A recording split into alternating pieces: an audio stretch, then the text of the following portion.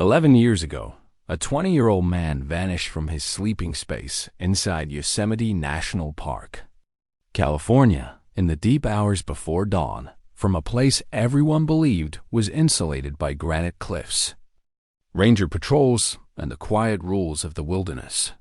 His name was Finn Brown, a college photography student spending the summer of 2015 moving between park housing and temporary cabins, chasing light through pine needles and granite faces. When he did not appear the next morning, authorities initially leaned toward a benign explanation: a young artist wandering off trail for photos, losing track of time, perhaps injured or voluntarily gone deeper into the backcountry. There were no screams reported, no signs of forced entry, no immediate evidence of violence. Just absence. One person never accepted that explanation. Finn's older sister, who knew how methodical he was about safety and routine, could not reconcile the idea that he would leave his camera gear, his boots, and his carefully packed bag behind. She remembered how he treated the wilderness with reverence and caution, how he checked weather twice, told someone where he was going, and returned before dark. To her, this did not feel like exploration gone wrong. It felt like interruption. The case would remain unresolved for more than a decade, boxed and shelved as Yosemite seasons turned over themselves again and again. Snow-buried trails that once held footprints. Fire scars blackened hillsides and then softened into green. And somewhere far from the park, a routine modern process involving biometric data would quietly collide with a trace preserved from that night, forcing the past to resurface with precision and consequence.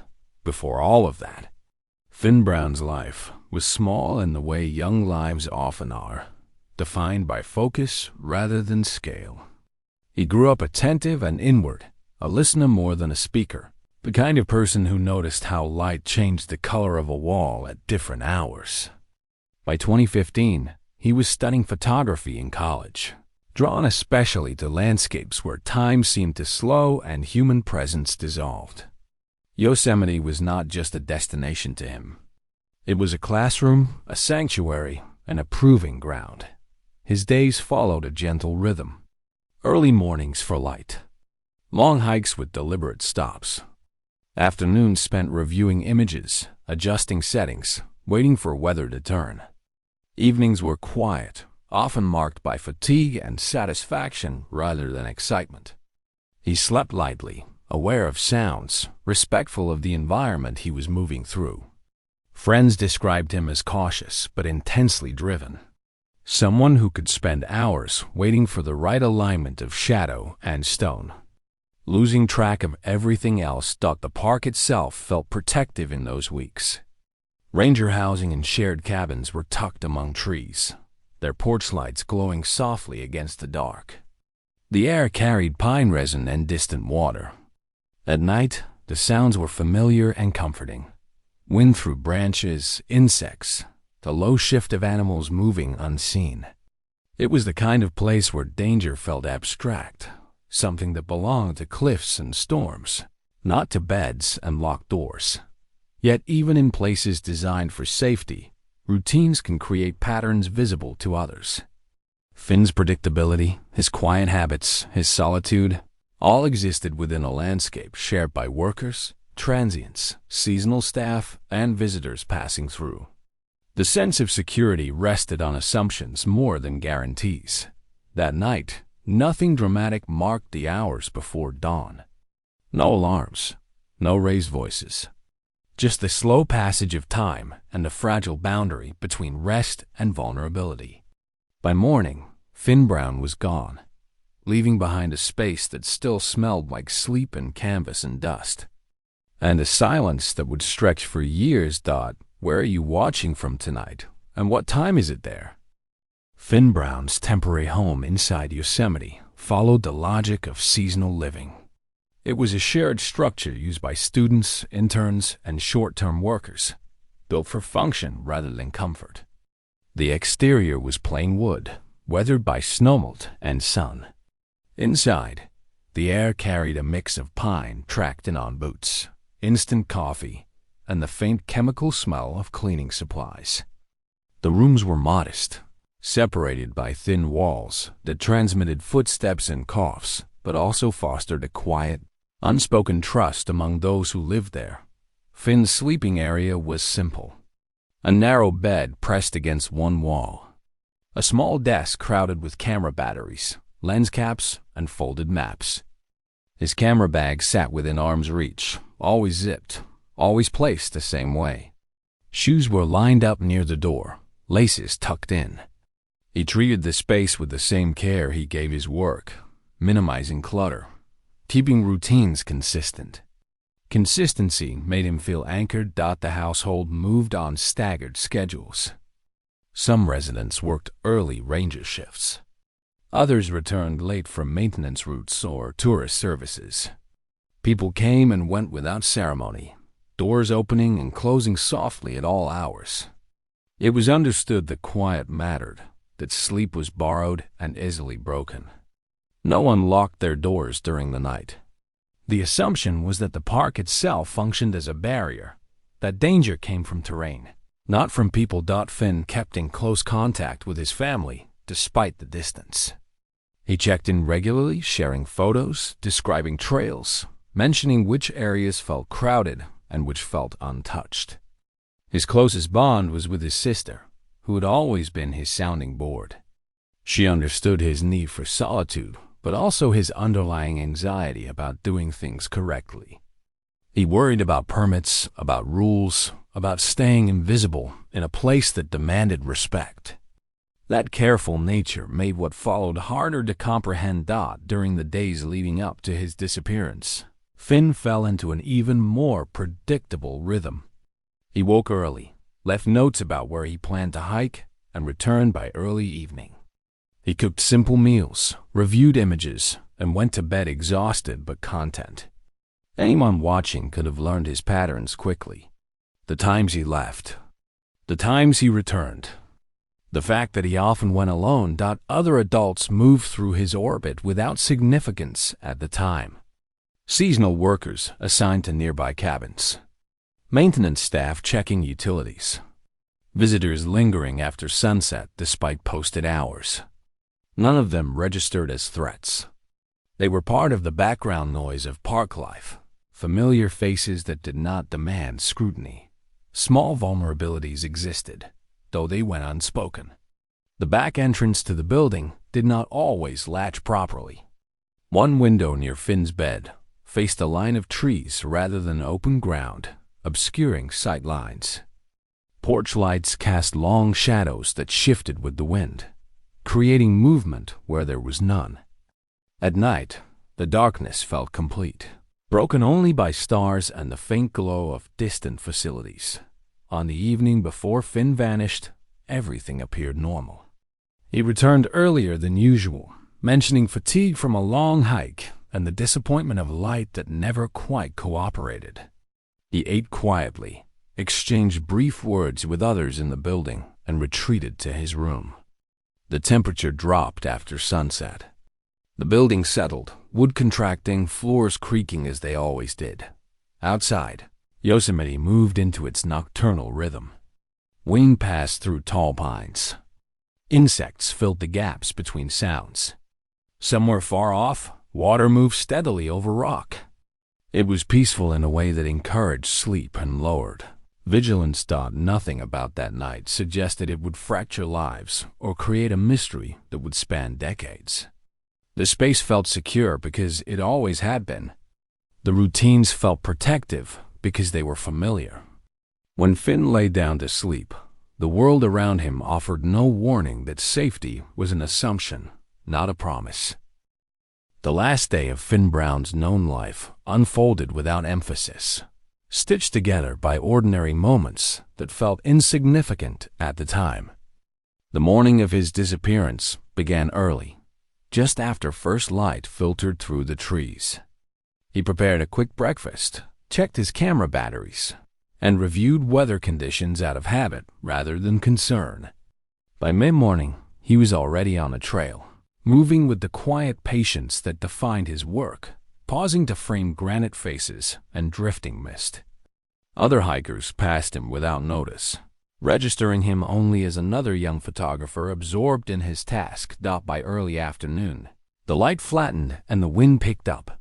Finn turned back sooner than planned, stopping briefly to photograph a bend in the river before heading toward the housing area. He returned with dust on his boots and the faint redness of sun exposure, tired but satisfied. The rest of the day passed in low motion. He reviewed images on his laptop, made small notes in a worn notebook, and ate a simple dinner as daylight faded. As evening settled in, the temperature dropped sharply. Inside the building, heaters clicked on and off, fighting the chill. Finn organized his gear for the next morning, placing items in their usual positions. His camera bag went by the desk. His boots were lined up by the door. He sent a short update to his sister, mentioning plans for an early start if weather allowed. Nothing in his tone suggested unease. By 10:30 p.m., lights were off in most of the building. The park outside had gone dark, save for scattered lamps and the pale wash of stars. The sounds of the day thinned into the steady background of night. Wind in the trees, distant water, the occasional animal moving unseen. Finn lay down fully clothed, as he often did, planning to wake before dawn. Sleep came easily, sometime in the early hours. When the night was at its coldest and the building was at its quietest, something changed. In a nearby room, another resident stirred briefly, half waking to the sensation of movement that did not belong. There was an impression of a shape where none should have been, a darker silhouette against darker space, standing still as if listening. The moment was brief and indistinct, dissolving almost as soon as it registered. The mind pulled back towards sleep, supplied rational explanations, shadows, imagination, the building settling. That person did not get up. The door remained closed. By morning, the memory would feel unreliable, stripped of urgency by daylight and routine. Just after 6 a.m., someone noticed Finn's absence. His bed was empty, his gear untouched, his boots still lined up. At first, the assumption was simple. He must have gone out early. He often did. Minutes passed. Then an hour. His phone went unanswered. His sister's words about his careful nature echoed uncomfortably in someone else's mind. The building was searched room by room. The immediate area outside was checked. Trails closest to the housing were scanned. With each passing minute, the tone shifted from mild concern to tightening fear. By mid-morning, park staff were alerted. A call went out to local law enforcement. Sirens cut through the stillness, their sound foreign against the natural quiet of Yosemite. As the first patrol vehicle wound its way toward the housing area, the weight of what was missing settled heavily over the scene. Finn Brown had not just failed to show up. He had vanished between night and morning, leaving behind order, intention, and unanswered space where a person should have been. And if stories like this keep you pulled in, make sure you're subscribed so you never miss what comes next. The first law enforcement vehicle arrived as the sun cleared the tops of the trees, its lights briefly washing over the wooden buildings before shutting off. A local sheriff's deputy stepped out, followed shortly by the lead investigator assigned to missing persons within the park's jurisdiction. Both men moved with practiced calm, aware that early hours mattered, even when evidence was scarce.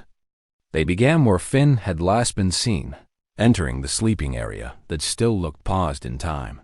The bed showed no signs of struggle. The sheets were undisturbed, folded back as if he had risen voluntarily. His belongings were intact. Camera gear, wallet, identification, and phone were all present. Doors and windows were checked carefully.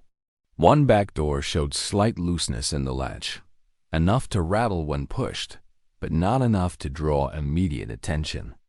The investigator made note of it anyway, aware that small details often carried weight later.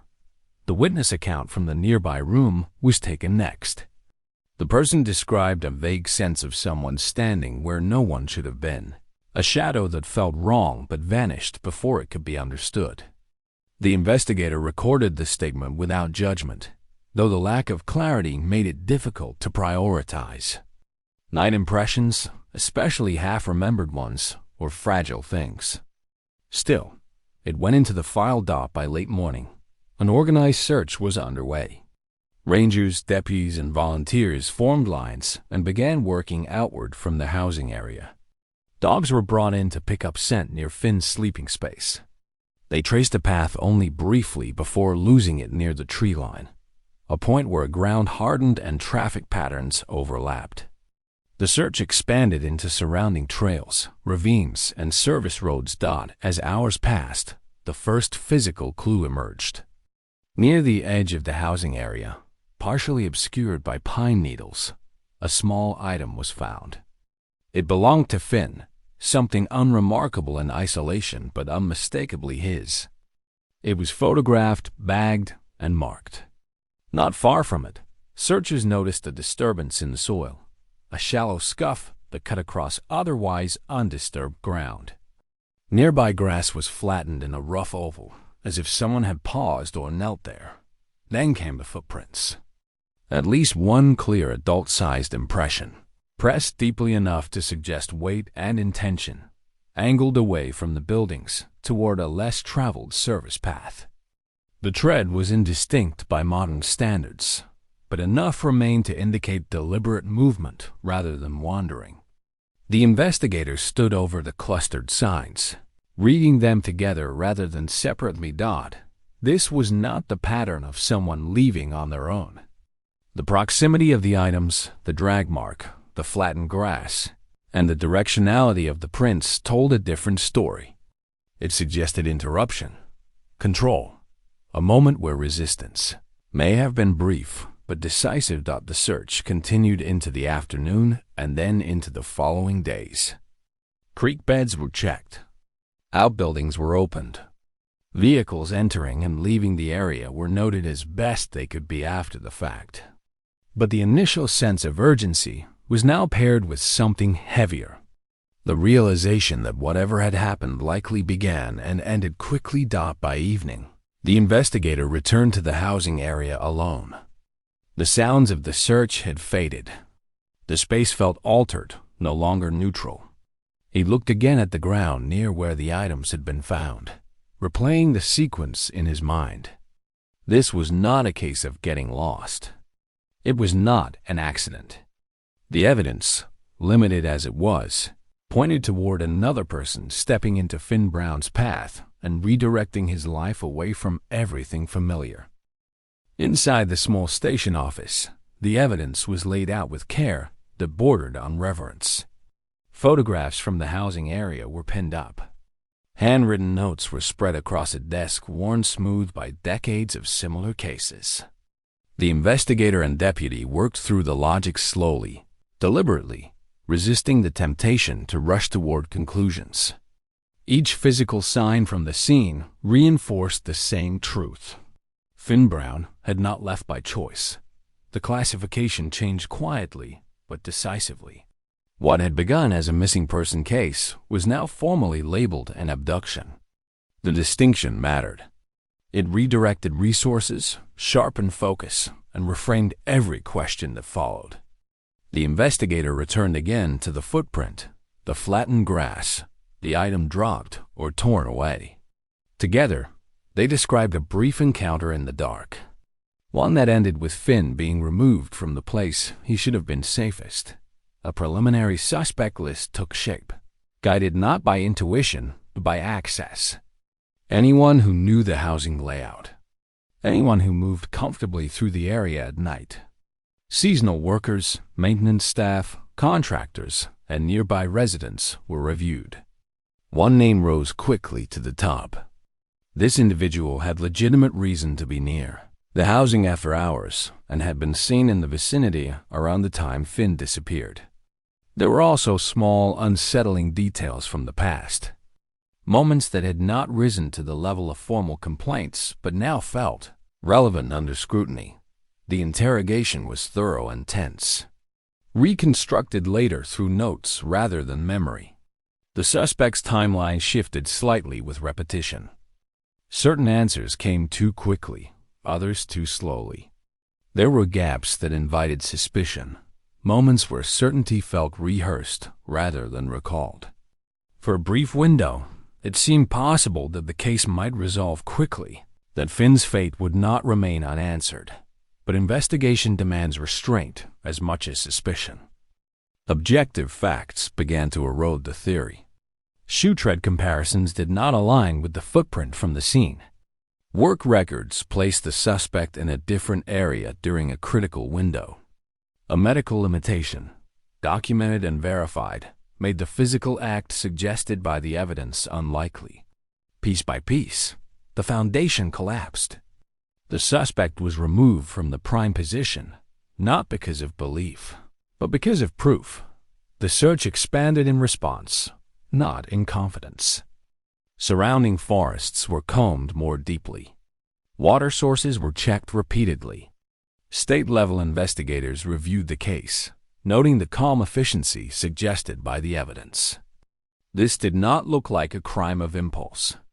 It appeared planned, executed by someone familiar with the terrain and the rhythms of the park. Still, no body was found. No vehicle was definitively linked. No witness came forward with clarity. Days turned into weeks and then into months. The intensity that had defined the early investigation softened under the weight of repetition and absence.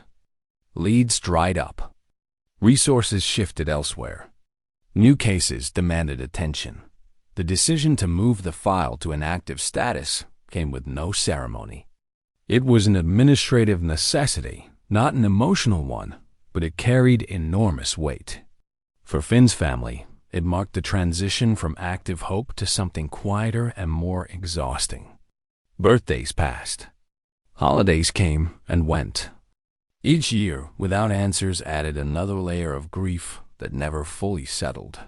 For the investigator, the case lingered as an unfinished sentence. He revisited it occasionally, checking whether technology or circumstance had changed enough to warrant reopening. Each time, the answer was no.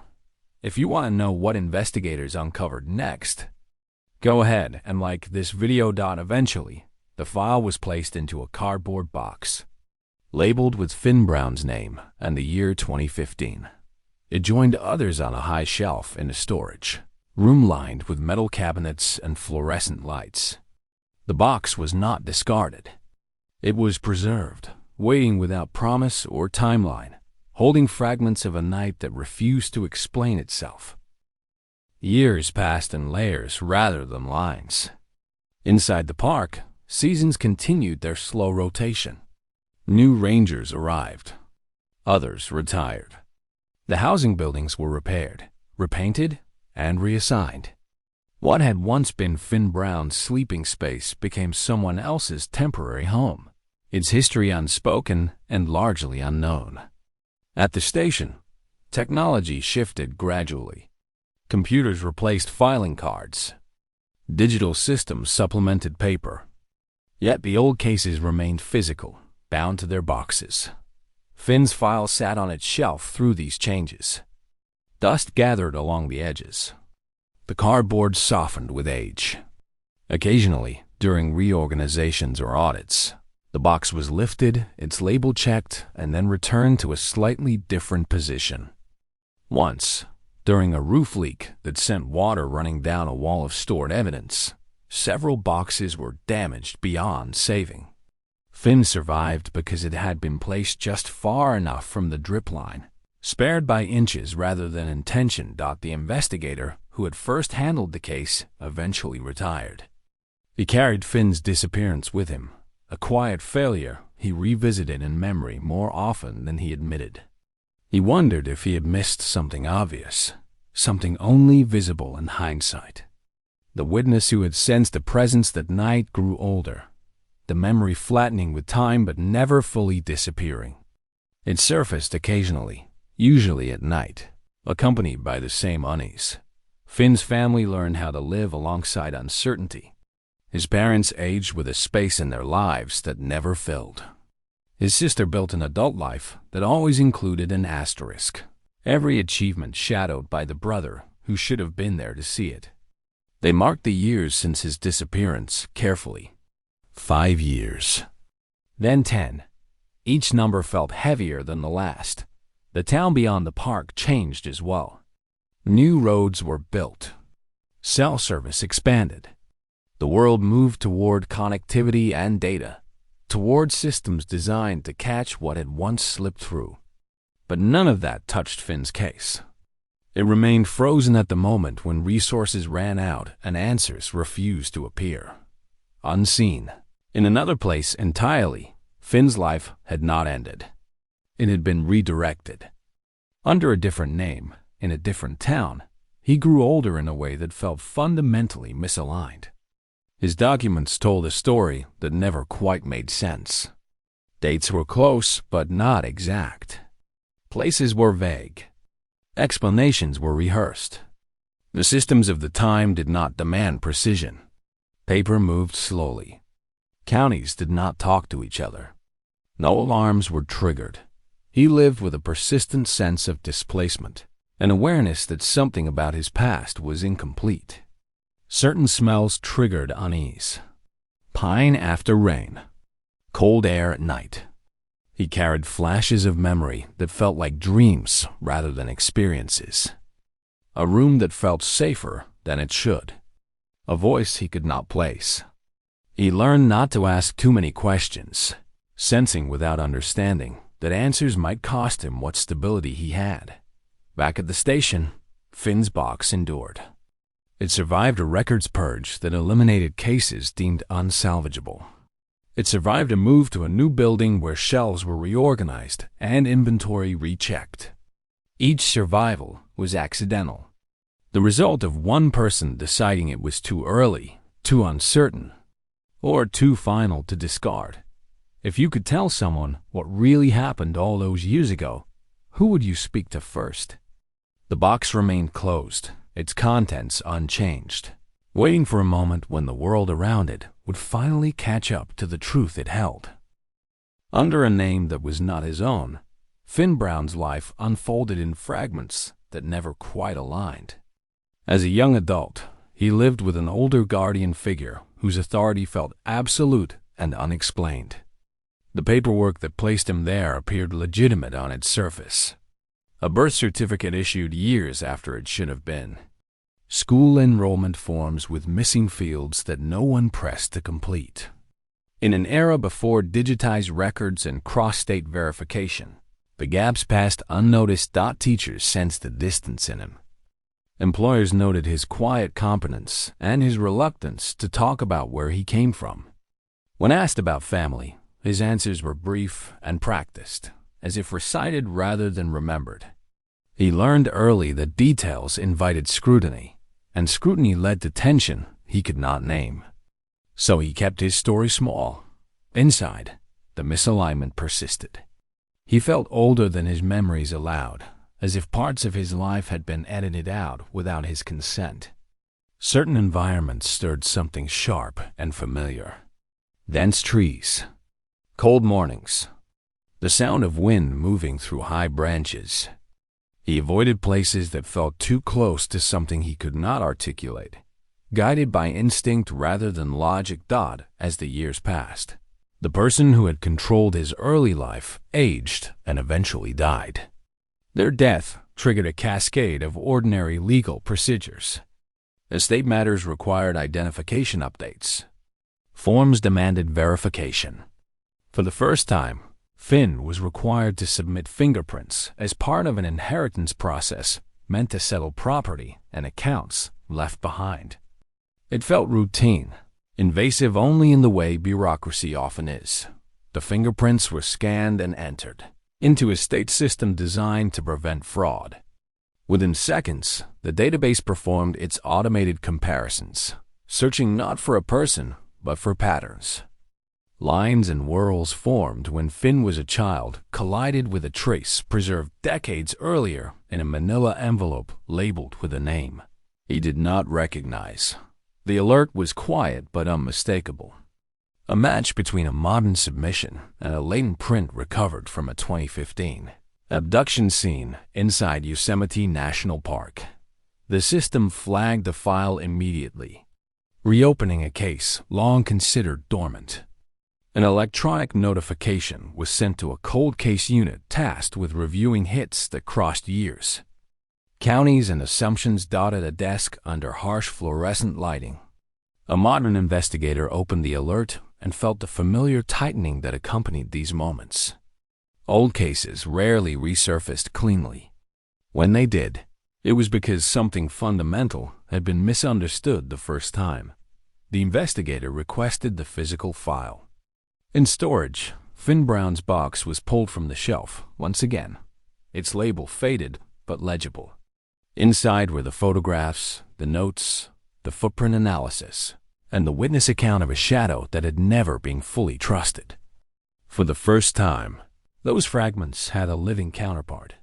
If you could tell someone what really happened all those years ago, who would you speak to first? The past, preserved by chance and patience, had finally found a way to speak in the language of the present. The case that had waited in silence was active again, demanding attention with the certainty of a biometric match. The cold case investigator approached the reopened file with discipline shaped by experience. Long-dormant cases demanded restraint as much as curiosity. Assumptions made years earlier were set aside. Every page was treated as new. Under the hum of fluorescent lights, the box was unpacked carefully, its contents arranged in chronological order across a large table. The investigator noted the handwriting styles, the faded ink, the terminology of an earlier era of policing. Each detail placed the case back into its original constraints. Photographs from the housing area were scanned and enhanced. What once appeared indistinct gained texture under modern tools. The flattened grass showed a clearer boundary. The scuff in the soil revealed directionality that had been difficult to articulate at the time. The footprint, preserved in a single photograph and a fragile cast, was digitized and run through updated tread databases. The result did not name a person, but it narrowed possibilities, pointing toward a specific type of work boot common among park maintenance contractors during the mid-2010 South. Soil samples taken from the scuffed area were re-examined using contemporary comparative analysis. Mineral composition and organic matter were matched against known locations within and just outside the park. One cluster stood out, linking the abduction path to a service road near a private residence, occupied in 2015 by an adult with authorized after-hours access to the housing area. At the time, this individual had not risen to the top of the suspect list. Their presence was considered routine. The investigator overlaid timelines using digitized employment records, utility usage, and vehicle maintenance logs. A pattern emerged. On the night Finn disappeared, this individual had an unaccounted gap of several hours. No clock-in, no verified location. It was a silence that aligned precisely with the disappearance window. Travel records showed a brief relocation shortly after, followed by a sudden change in household composition that had never been scrutinized. The abductor's life, reconstructed through data rather than testimony, revealed consistency rather than chaos. Stable employment. No criminal record that would have drawn attention. A reputation for reliability. These qualities, once reassuring, now explained how the crime had remained hidden. Familiarity bred trust. Trust bred invisibility. The investigator revisited the witness account of the shadow in the doorway. At the time, it had felt too vague to anchor conclusions. Now, placed against the reconstructed timeline and access permissions, it gained credibility. The figure described fit someone who knew the layout, who moved quietly, who expected compliance rather than resistance. administrative records confirmed what the biometric system had suggested. The fingerprints submitted decades later belonged to the missing person himself. Finn Brown had not died in Yosemite. He had been removed from it, his identity suppressed and replaced by paperwork that survived on plausibility alone. The abductor, however, was no longer alive. Death records showed they had passed years earlier, their name absent from any criminal proceeding. Still, evidence does not require a courtroom to speak. The investigator prepared the formal conclusion, naming the individual as the primary offender, supported by forensic linkage, access records, and behavioral reconstruction. With the case now clear in structure, the final step remained the most delicate. The investigator gathered the necessary documents and prepared to contact the adult, who had lived for decades under a name that was never truly his, carrying a past he could feel but never name. The notification came quietly, delivered without urgency but weighted with implication. Law enforcement contacted the adult living under the assumed identity and requested a meeting to clarify a routine records issue. There was no mention of Yosemite, no reference to a missing person, just an invitation that carried the subtle gravity of official concern.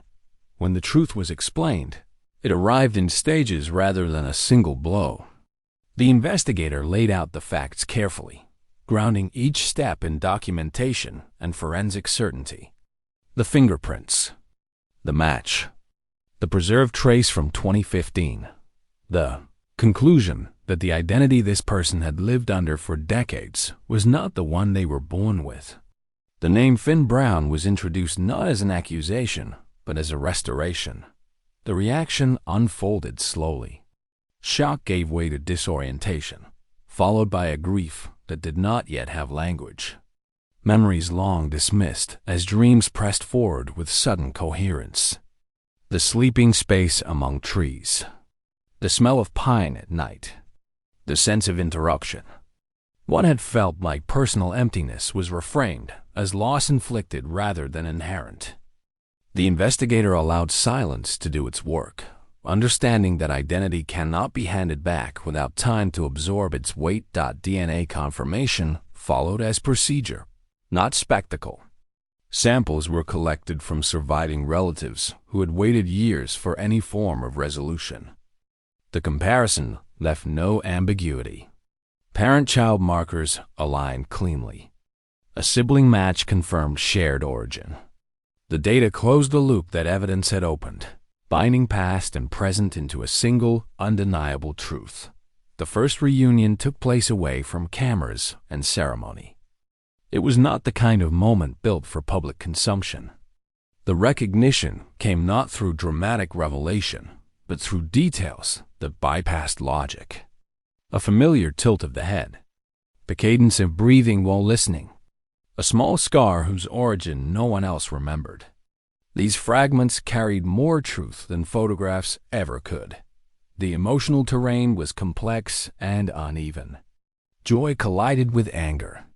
Relief surfaced alongside grief for years that could not be returned. Finn, now an adult shaped by a life he never chose, struggled to integrate the person he had been with the person he had become. His family faced the inverse task, welcoming someone who was both exactly who they had lost and entirely new. There was no easy reconciliation of time. Questions arose that had no answers. Why this had happened, how it had been sustained, what might have been different. Healing, it became clear, would not follow a straight path. It would require patience, boundaries, and acknowledgement that closure does not erase damage. The cold case investigator watched this process from the margins, aware that their role ended where personal reckoning began. The file could be closed in an administrative sense, marked resolved with annotations and evidence summaries. But the human consequences would continue long after the paperwork was finalized. As the case status changed in official records, Finn Brown's name was restored where it had been absent for decades. Not as a footnote, not as a correction, but as the rightful owner of a life interrupted and then reclaimed. The formal resolution of the case arrived without fanfare. Records were updated to reflect what the evidence had finally made undeniable. The original incident from 2015 was reclassified as an abduction. The adult responsible was officially named as the primary offender, their identity preserved in the file alongside the forensic reasoning that supported the conclusion. No arrest followed. No courtroom reckoning unfolded. The abductor was already dead, beyond the reach of punishment, but not beyond accountability. What remained unanswered mattered as much as what had been proven. The precise motive could only be inferred. Control, opportunity, and access formed the visible framework, but the inner reasoning was sealed with the offender's death. Whether there had been earlier warning signs that went unnoticed, or whether intervention could realistically have altered the outcome in that era, remained open questions. Investigators acknowledged the limits of hindsight. Judging past decisions by modern standards risks misunderstanding the constraints under which they were made. The case highlighted systemic truths that extended beyond one life. Evidence preservation, often treated as administrative routine, proved essential. A single latent print, carefully stored and never discarded, became the bridge between decades. Cross-jurisdiction data sharing, once fragmented and unreliable, emerged as a quiet force capable of correcting long-standing errors. The integration of biometric systems did not create justice on its own, but it made recognition possible where memory had failed. Equally important was the documentation of vulnerable witness accounts. The shadow seen in the doorway, once considered too uncertain to act upon, gained meaning only when placed within a larger evidentiary context. Its value was not diminished by its ambiguity. It had waited like the case itself for a moment when it could be understood. For Finn Brown, the restoration of his identity was not a conclusion but a beginning. It reframed every chapter of his life, offering explanation without erasing experience. The years lived under another name did not disappear. They remained part of him, carrying their own weight and meaning. Justice, in this sense, was not about punishment. It was about truth, dignity, and the right to know who you are. For his family, the resolution arrived too late to prevent loss, but not too late to change its shape. Uncertainty gave way to clarity. Hope, long suspended, found a different form. The absence that had defined their lives was finally named, and in naming it, softened. Cold cases do not end cleanly. They settle. They leave behind lessons written in paper, memory, and human cost. This one served as a reminder that time does not erase truth.